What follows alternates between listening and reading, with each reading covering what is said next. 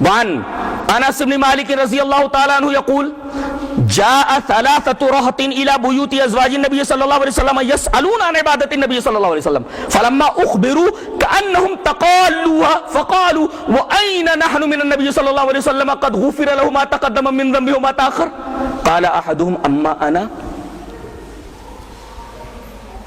اصلي الليل ابدا اما انا فانا اصلي الليل ابدا وقال الآخر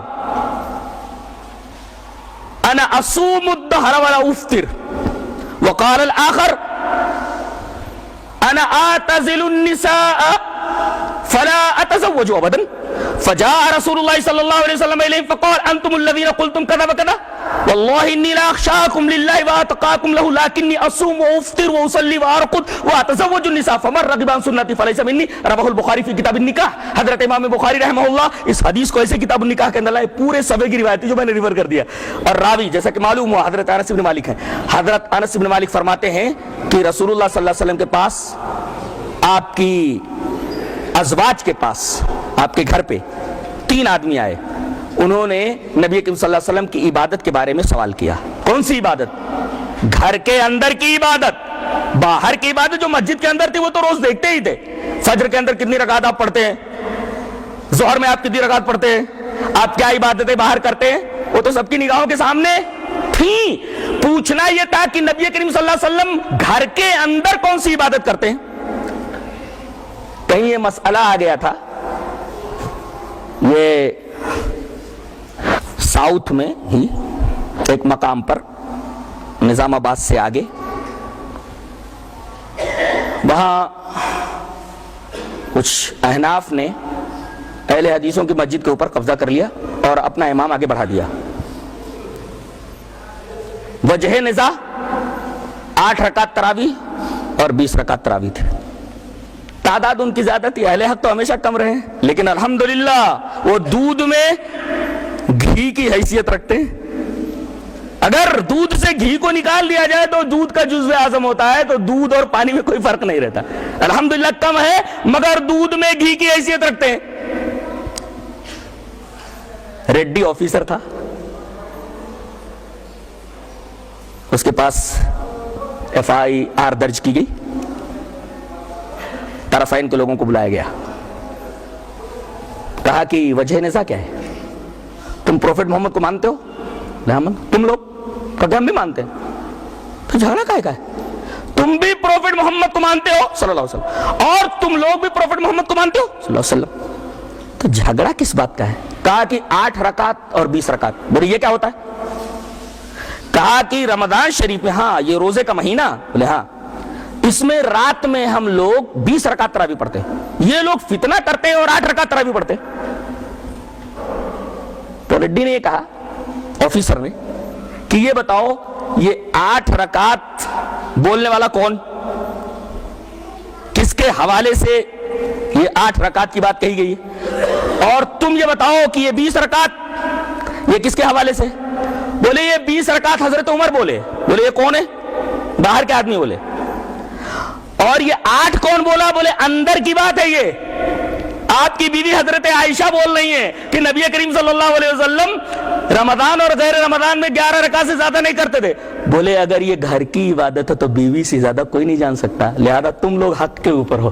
الحمدللہ حدیث کا معاملہ جہاں بھی آ جائے وہاں کوئی بھی آدمی آسانی سے فیصلہ کر لیتا ہے کہ کیا حق ہے اور کیا باطل ہے. ایک غیر مسلم آفیسر نے یہ فیصلہ دے دیا کہ کون سی بات حق ہے اور کون سی بات باطل ہے. اس نے کہا یہ بات اندر کی ہے, بیوی ہی جان سکتی ہے, اس لیے کہ یہ گھر کی نماز ہے. نبی کریم صلی اللہ علیہ وسلم نے 3 دن 3 رات آپ نے باہر پڑھائی ہے مسجد کے اندر, 3 ہی راتیں تو آپ نے پڑھائی ہے, بقیہ یہ عبادت رات کی ہے اور گھر کی ہے. اب گھر کی عبادت کو بیوی زیادہ سمجھے گی یا دوسرے لوگ سمجھیں گے؟ آفیسر نے اسی نقطے سے فائدہ اٹھا کر کے فیصلہ یہ دے دیا کہ چونکہ یہ عبادت گھر کی بیوی سے زیادہ اچھی طریقے سے کوئی نہیں جان سکتا، لہذا اہل حدیث حق کے اوپر ہے.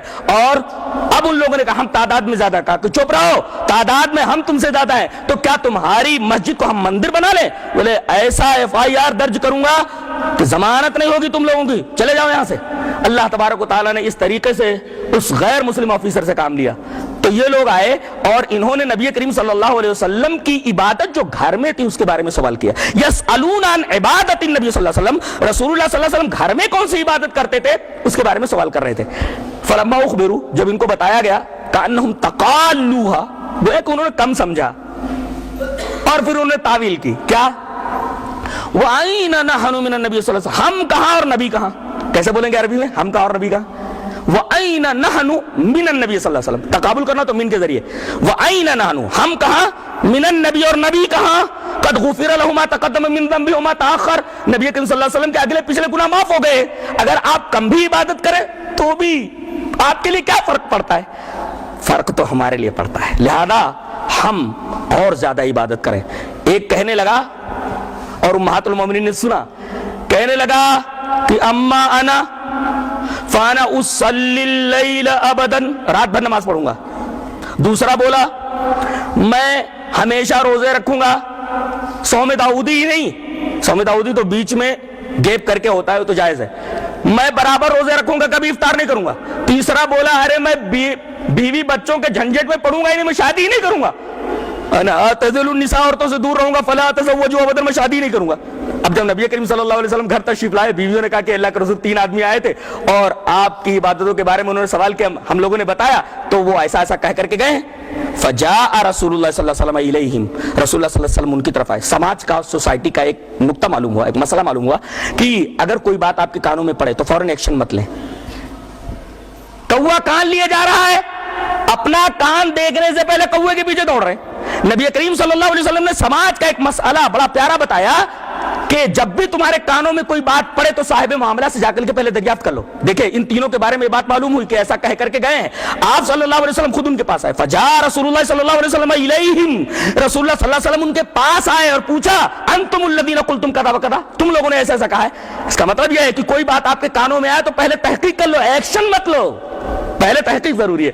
اگر اس حدیث پاک کے اوپر عمل ہو جائے تو سماج کے اندر سے بہت ساری برائیاں اور بہت سارے جھگڑے، بہت سارے اختلافات اسی ٹکڑے کے اوپر عمل کرنے کی وجہ سے دور ہو جائے. جاء رسول اللہ صلی اللہ علیہ وسلم الیہم فقال انتم الذین قلتم کذا وکذا، تم لوگوں نے ایسا ایسا کہا. ان لوگوں نے کہا اللہ کے رسول ہم نے ایسا کہا. اب دیکھیے آپ فرما رہے سنو، میں تم میں سب سے زیادہ اللہ سے ڈرنے والا، سب سے زیادہ متقی ہوں. انی لاخشاکم للہ واتقاکم لہ، اللہ سے سب سے زیادہ ڈرنے والا میں، سب سے زیادہ متقی میں. لیکن میں روزہ بھی رکھتا ہوں، افطار بھی کرتا ہوں، سوتا بھی ہوں، نماز بھی پڑھتا ہوں، اور میں شادیاں بھی کرتا ہوں. تم لوگوں کے لیے تو صرف 4 کی اجازت ہے، میری تو 12 بیویاں ہیں، میری تو 12 بیویاں ہیں، میں شادی بھی کرتا ہوں. اب اس آئینے میں دیکھیے کہ اگر امام ابو حنیفہ رحمۃ اللہ علیہ کی یہ فضیلت بیان کی جاتی ہے کہ وہ 40 سال تک عشاء کے وضو سے فجر کی نماز پڑھتے رہے، تو بتائیے اس حدیث کے آئینے میں حضرت امام ابو حنیفہ رحمۃ اللہ علیہ کا یہ فعل حدیث کے مطابق یا حدیث کے خلاف ہے؟ اس لیے کہ نبی نے فرمایا کہ رات بھر عبادت مسلسل کرنا، رات بھر نہ سونا، اس لیے کہ سوئے گا تو وضو ٹوٹ جائے گا، رات بھر نہ سونا اور عشاء کے وضو سے فجر کی نماز پڑھنا، یہ اس حدیث پاک کے خلاف ہے. آپ نے فرمایا کہ میں روزہ بھی رکھتا ہوں، افطار بھی کرتا ہوں، کبھی روزہ رکھتا ہوں کبھی چھوڑ دیتا ہوں رمضان کے روزوں کے علاوہ، اور میں سوتا بھی ہوں اور نماز بھی پڑھتا ہوں. اس کا مطلب ہے کہ سو گئے آپ تو آپ کو پھر وضو بنانا ہے، وضو کرنا ہے، تو میں سوتا بھی ہوں اور نماز بھی پڑھتا ہوں. اسی طریقے سے میں شادیاں بھی کرتا ہوں، میں بیویوں کے حقوق بھی پورا کرتا ہوں. ظاہر ہے کہ اگر آدمی بیویوں کے حقوق پورا کرے گا تو اسے بہرحال عشاء کی نماز کے بعد حق زوجیت ادا کرنے کے لیے غسل کی ضرورت پڑے گی، اسی طریقے سے وضو کی ضرورت پڑے گی. اس حدیث پاک سے معلوم ہوا کہ کوئی عمل کتنا ہی بڑا کیوں نہ ہو اگر وہ سنت کے خلاف ہے، دیکھیں روزہ اگر رسول کے طریقے کے مطابق نہیں تو نبی کریم صلی اللہ علیہ وسلم نے فرمایا کہ چونکہ یہ طریقہ میرے طریقے کے خلاف ہے، میری سنت کے خلاف ہے، لہذا وہ مجھ میں سے نہیں۔ فمن رغب، حالانکہ وہ بیچارے کیا کوئی غلط کام کر رہے تھے، رات بھر عبادت ہی تو کر رہے تھے، مسلسل روزے ہی تو رکھ رہے تھے، اور بیوی بچوں کے جھنجھٹ سے آزاد ہو کر کے مکمل اللہ کی طرف یکسو ہو رہے تھے، ان کی نیتیں اچھی تھی، ان کے ارادے نیک تھے، اچھے تھے، اس کے باوجود نبی کریم صلی اللہ علیہ وسلم نے فرمایا یہ شریعت نہیں ہے۔ پتہ یہ چلا کہ جو طریقہ جناب محمد رسول اللہ صلی اللہ علیہ وسلم کے طریقے کے خلاف ہو وہ طریقہ درست ہی نہیں ہے، وہ عمل درست ہی نہیں ہے۔ جو فعل، جو عمل دائرے سنت سے باہر نکل جائے وہ شریعت ہو ہی نہیں سکتی۔ شریعت وہی ہے جو نبی کریم صلی اللہ علیہ وسلم کے سنت کے دائرے میں کیا جائے اور اس کو انجام دیا جائے۔